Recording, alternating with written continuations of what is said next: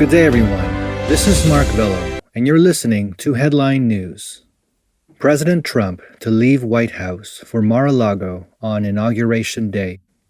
On January 20th, the day of Biden's swearing-in ceremony, President Trump will leave the White House and return to his home in Mar-a-Lago, Florida. According to the Washington Examiner, the report revealed that President Trump would not attend Joe Biden's inauguration. Once he leaves office, Trump is expected to live at Mar-a-Lago. Before Twitter suspended Trump's account, the president had publicly stated on January 8th that he had decided not to attend Biden's inauguration. He tweeted, "To all those who have asked, I will not be going to the inauguration on January 20th. A person familiar with the planning told the Associated Press that Trump will depart from Joint Base Andrews, possibly with a red carpet, ceremonial color guard, military band, or 21-gun salute to see him off.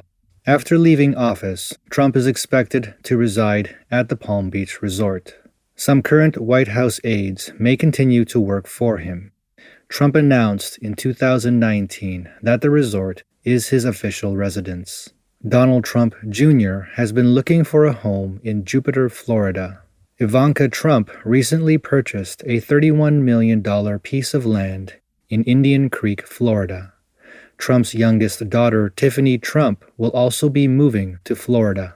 Trump will be the fourth president not to attend the inauguration of his successor. Vice President Mike Pence said he will attend the inauguration of Biden and Harris next week.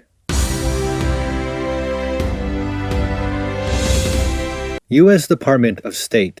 The source of the CCP virus, COVID-19, may involve the Chinese Communist military.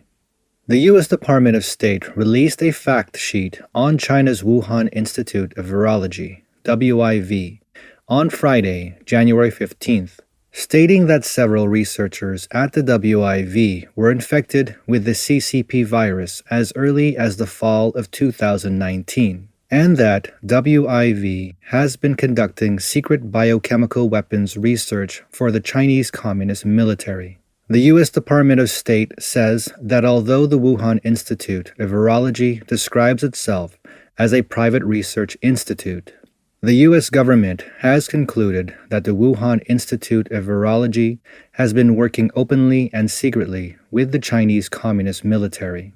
And since 2017, at the latest, the WIV has been conducting classified research, including animal experiments, on behalf of the Chinese Communist military. The State Department wrote in the fact sheet, "Secrecy and non-disclosure are standard practice for Beijing. For many years, the United States has publicly raised concerns about China's past biological weapons work, which Beijing has neither documented nor demonstrably eliminated, despite its clear obligations under the Biological Weapons Convention.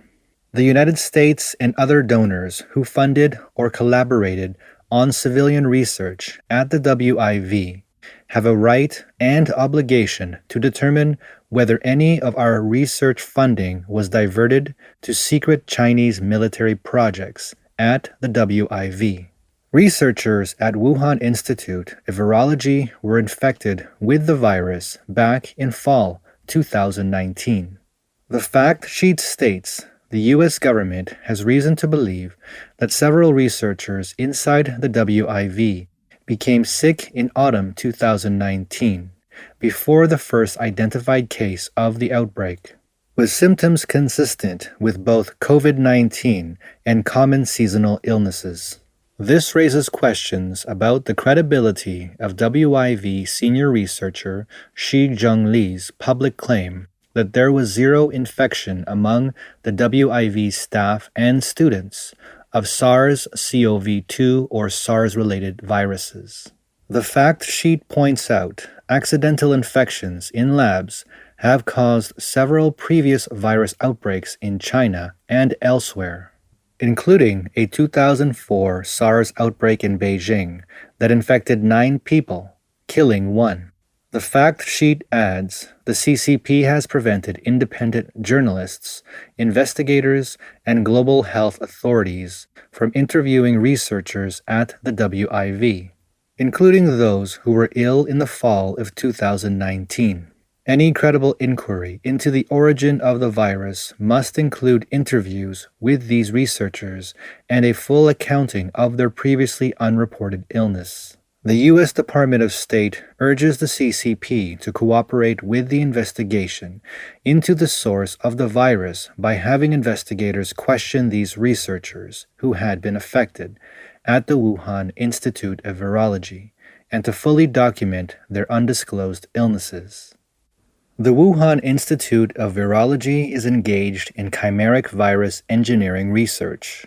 The fact sheet continues. The WIV became a focal point for international coronavirus research after the 2003 SARS outbreak and has since studied animals including mice, bats, and pangolins. The WIV announced in January 2020 that RATG13, the bat coronavirus identified by the WIV, has its closest sample to SARS-CoV-2, 96.2% similar. The RATG13 virus was sampled from the Guangtong Cave in Yunnan Province in 2013 after several miners died from a SARS-like illness. The WIV has started the research of RATG13 by at least 2016, and with no indication of a stop prior to the COVID-19 outbreak. The fact sheet states, the WIV has a published record of conducting gain-of-function research to engineer chimeric viruses.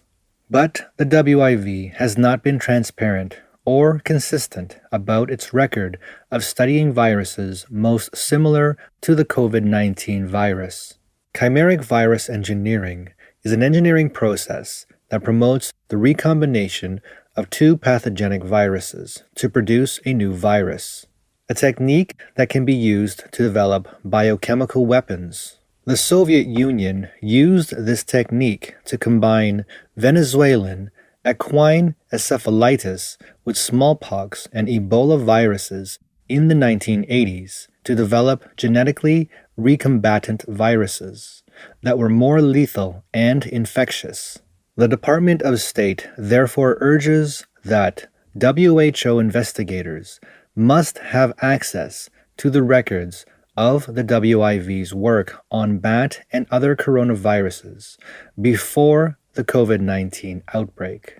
As part of a thorough inquiry, they must have a full accounting of why the WIV altered and then removed online records of its work with RATG13 and other viruses. The fact sheet concludes, as the world continues to battle this pandemic, and as WHO investigators begin their work after more than a year of delays, the virus's origin remains uncertain. The United States will continue to do everything it can do to support a credible and thorough investigation, which includes continuing to demand transparency on the part of Chinese authorities. And any credible investigation into the source of the virus would require access to the Wuhan Institute of Virology, including collecting samples, questioning personnel, and looking at records there.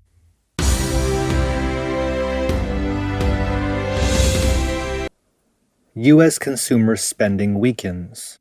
Retail sales fall for a third consecutive month. U.S. consumers had cut retail spending during the holiday shopping peak due to a surge in outbreak infections. The Department of Commerce reported on Friday, January 15th, that retail sales across the U.S. fell 0.7% in December after being adjusted for seasonal factors. This marked the third consecutive monthly decline in the index, exceeding the range estimated by Wall Street analysts. Official statistics show that, excluding spending on auto and gasoline, retail spending fell 2.1% in December, the largest drop in the category since last April, when the U.S. government released the first batch of the epidemic's economic stimulus package. After experiencing continuous retail spending increases in the spring and summer of 2020, U.S. retail sales were down 1.4% in November from a year earlier. U.S. retail sales increased for 5 consecutive months until September 2020, but this began to change in October. Nordstrom, a department store known for fashion and luxury accessories, saw its net sales drop about 22% compared to the same period last year. But other stores selling comfortable home apparel, such as Target, saw sales growth. Consumers spent more on home renovation, health and personal care, clothing, and gasoline. A consumer survey conducted at the University of Michigan last week showed that U.S. consumer sentiment continued to decline earlier this year. This trend is said to have been signaled in December. Stephen Stanley, chief economist at financial intelligence firm Amherst Pierpont Securities LLC, said December's retail sales were an absolute disaster, and he believes the end of the pandemic will be the beginning of an economic recovery, regardless of the short-term situation. The number of U.S. unemployment claims surged to nearly 1 million last week. Workers in low-wage jobs, including those in the restaurant industry, were particularly hit hard. You could have a cloudy next 2 quarters of mixed economic information, and you have almost 4,000 people dying today, J.P. Morgan Chase CEO Jamie Dimon said in a meeting with reporters. There will be a lot of pent-up demand and, hopefully, optimism because of the fact that we are getting through this mess. By sometime this summer, you could have a very healthy economy.